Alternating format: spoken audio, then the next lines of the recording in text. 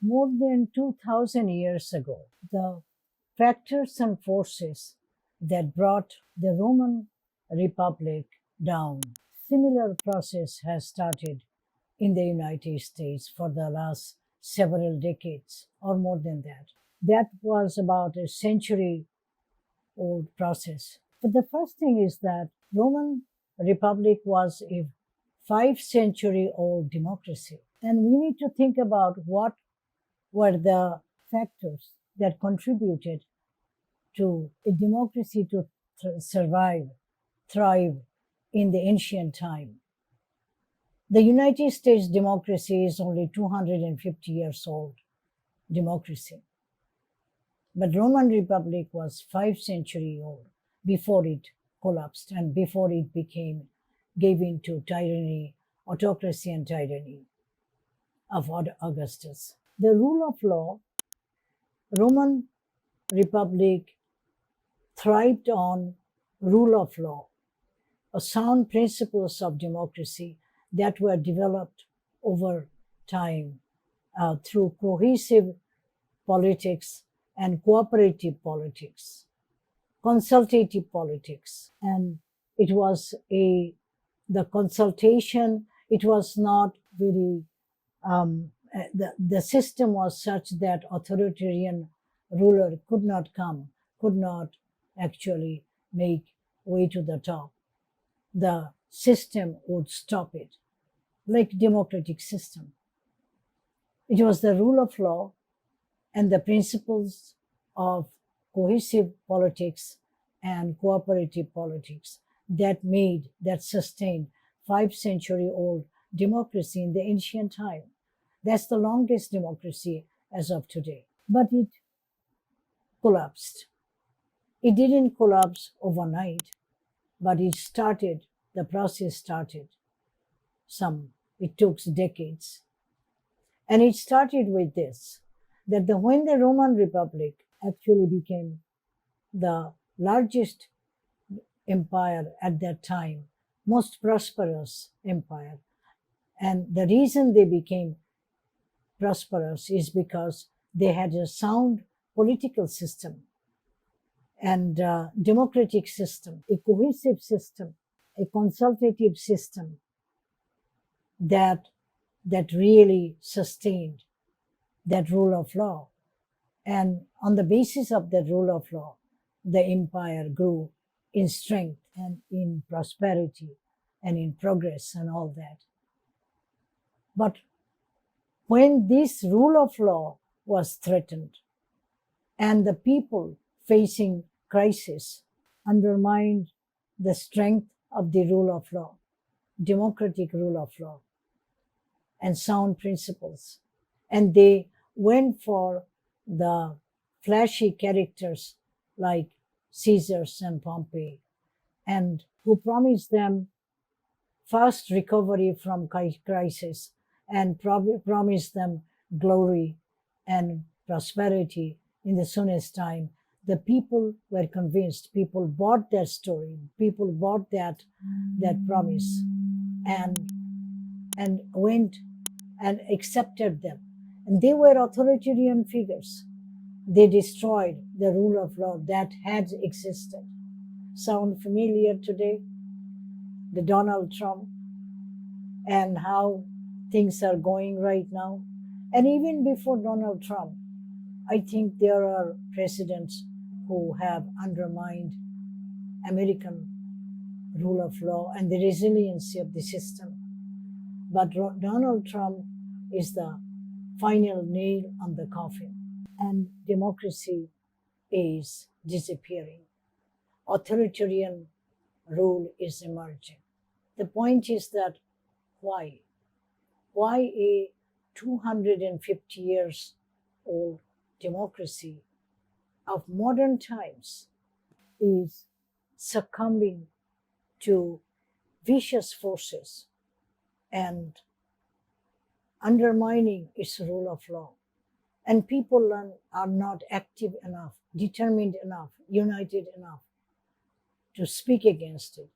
This is the time that American people should look back and find out what happened to Roman Republic in the ancient time. In 2000 years, history is repeating again.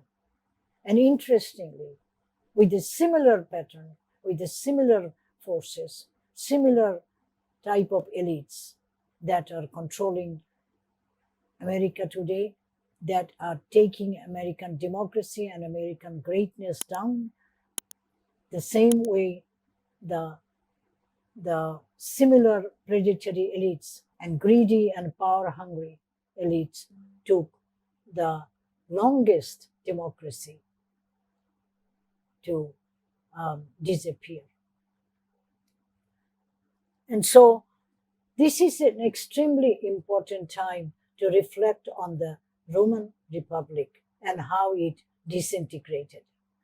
So when it reached a pinnacle of success, like the United States had its glory and success, enormous success in the 20th century, especially the first half or first six decades of the 20th century, unparalleled accomplishments took place in the United States. So what happened? And what happened in the Roman Republic when they also reached a similar height of progress and prosperity and great empire, the largest empire and most strong empire at that time in the ancient time. The elites became greedy and power hungry, and their source of lucrative money came from war.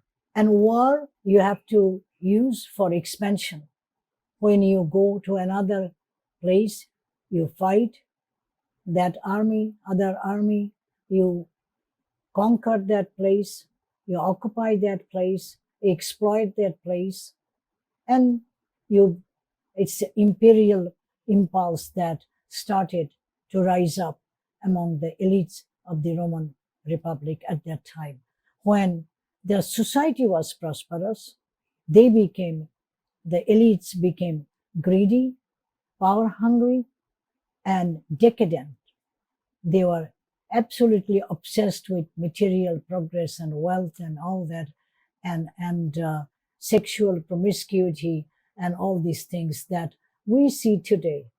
And Epstein files is an extreme example of that our leaders, our politicians, how decadent they have become, how immoral they have become, that a large section of the Republican Party, large section of the Democratic Party, the senior most people, the politicians, do not want Epstein file to get exposed because their record is there.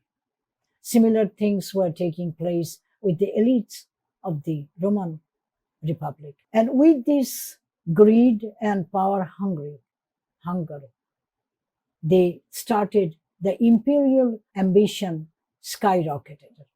So they started expanding, and war after war, and to occupy and take over other people's lands and all that.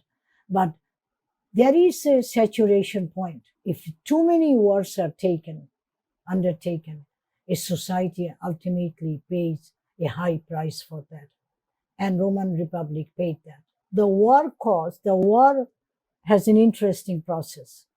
It's a siphoning process, siphoning wealth from the society to the upper elite. It's always like that. Cicero said 2,000-3,000 years ago that war is lucrative money. And so the elites of the Roman Republic went after the lucrative money. And so they were pushing for wars, pushing for expansion, imperial expansion and all that. But it was paid by the public, general public, and the public was becoming poorer and poorer because they are paying for the wars. That's towards the end, some of the wars were not successful, and the defeats and all those things brought a enormous burden of cost to the society at that time. Just like the war on terror, 2-decade-long war on terror, where America invaded Afghanistan, America invaded Iraq, and many other places, military operations and all that. The reckless militarism and the arms business and the wars and all these things took a toll during in the Roman Republic as it is taking toll in the United States. Today, so first of all, so at that time the Roman Republic became became extremely extreme inequal in wealth and power in the society, inequalities of wealth, concentration of wealth at the top few people, just like that is taking place in the United States. Thomas Piketty, a renowned economist today, contemporary economist, who wrote the famous, iconic masterpiece book, The Capital in the 21st Century. He said the extreme inequality of wealth in the United States has surpassed history's any record, including the time of Pharaoh. It has the extreme inequality of wealth in the United States. The people even do not know how much they have been exploited, how much their wealth have been siphoned up to the elites at the top through wars, through occupation, militarism, and all these things. And by the way, in this process, one thing happens. The military elites and the business elites find a fantastic, they find allies of each other, friend of each other, because they serve each other. They both make money in a war. So the military leaders, elites, and the business elites at that time also have a similar collusion.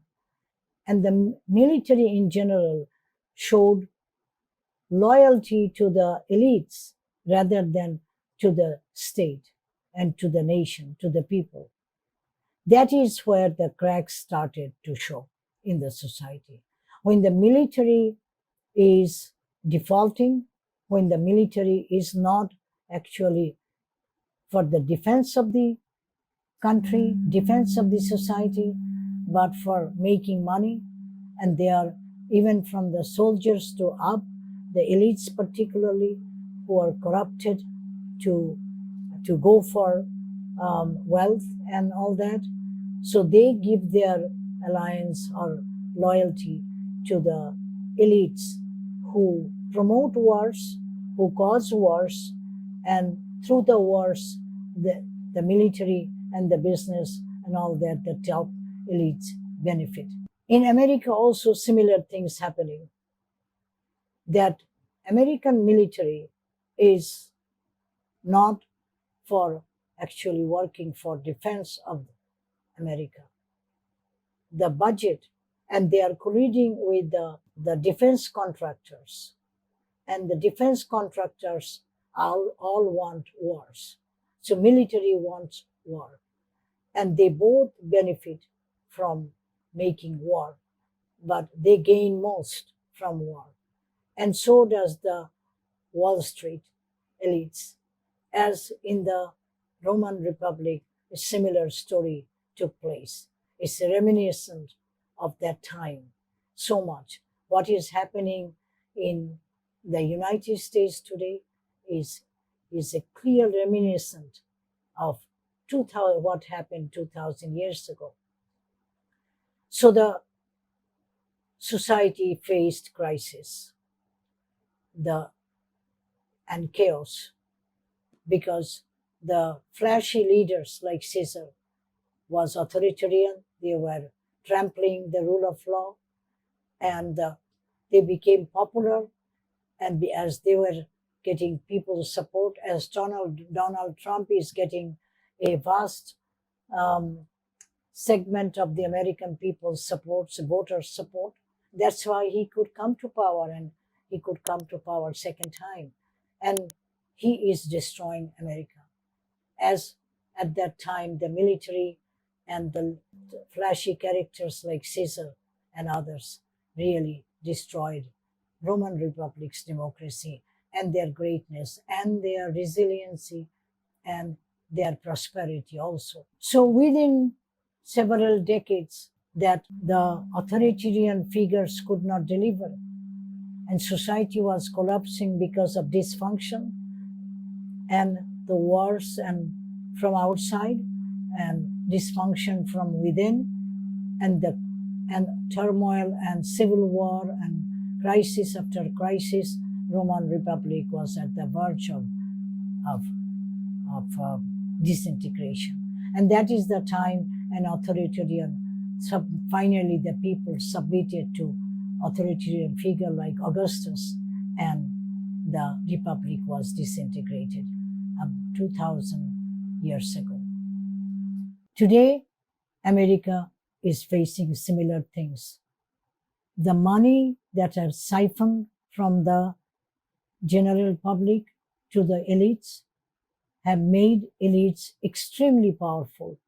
And every crisis that took place, whether it was Cold War or whether it was 9/11, their process is fear mongering, and their process is vilifying and dehumanizing the other side. In Cold War, they dehumanized and vilified the communist bloc. And after 9/11, it's the Muslims who became the target of vilification. Because if you raise Islamophobia and you really indoctrinate a vast segment of the American society with this fear and prejudices against Muslims, then it is easy to make wars with the Muslim majority countries in the world. The public will support it, or at least will be silent, will not object to it, because they know that Muslims are bad people, they are evil people, they are terrorists. So America has to invade those countries to democratize them, civilize them, and stabilize them, all these pretexts. 2 decades later, America, and after American public paid $8 trillion, nothing happened. America was defeated, came back, totally failed in each and every actions. The 2-decade-long war on terror, the military solution to radicalism did not work.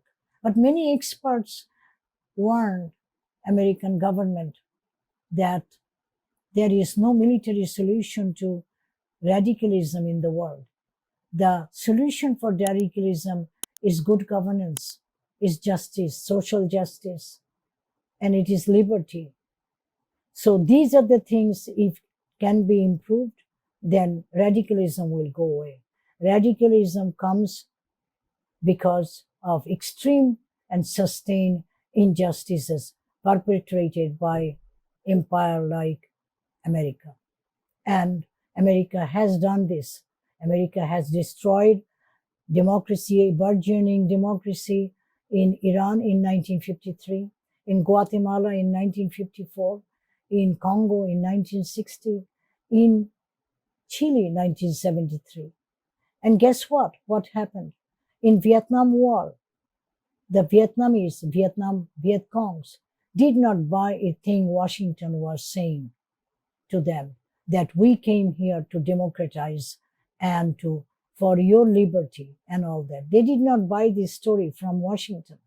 So they became fierce fighters. This fierce resistance ultimately, for decade and a half later, America accepted defeat, graceful defeat, and came back in 1973. And because the writing on the wall was not read, the writing on the wall was written that the world is distrusting America. Trust and confidence in leadership is extremely important political asset, capital as it is in the geopolitical capital. When the world trusts you and trusts your leadership, the most a world power can gain most. That happened in the America under the leadership of Woodrow Wilson and Roosevelt, and their policy. As long as their policy continued, America benefited. The Marshall Plan completely changed history, benefited America. The, the American people's protests in the late 1960s and early 70s because of the things the so many 60,000 Americans people killed in Vietnam. They came to the street and demanded Washington immediately to stop reckless militarism and dangerous nuclear arms race and start dialoguing and diplomacy with the communist bloc. And Washington changed. 1972, China, Nixon went to China, and that was a breathtaking diplomacy, and that changed the course of history. So the China policy in the 70s and 80s and detente in the late 80s and as 70s and 80s also with the Soviet Union brought the Cold War to an end in 1991. And after that, a wave of diplomacy, constructive engagement, and trade swept the world. The mindset of the world changed, and democracy found a new life at that time worldwide.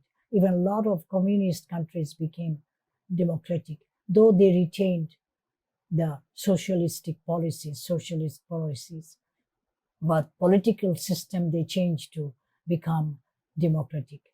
So that was the time those are the times that was came with response to American people taking steps, taking actions, becoming united, determined, and organized. And in 1956, at the height of the Cold War, an iconic professor from Columbia, intellectual, wrote a masterpiece book, The Power Elite.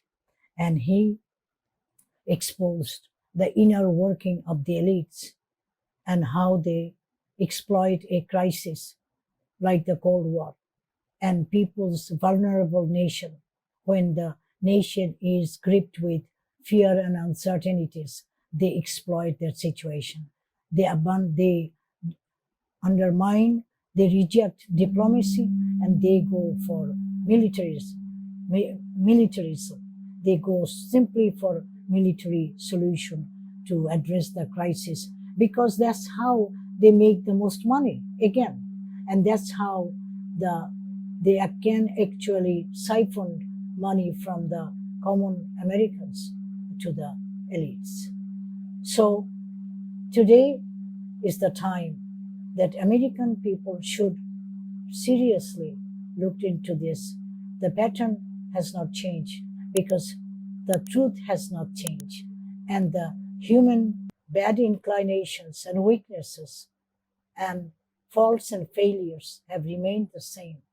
It is a good system that with checks and balances that can bring good governance, and good governance delivers social justice, and good governance delivers social welfare and uphold justice and uphold human rights for common people, and common people, the public, benefits.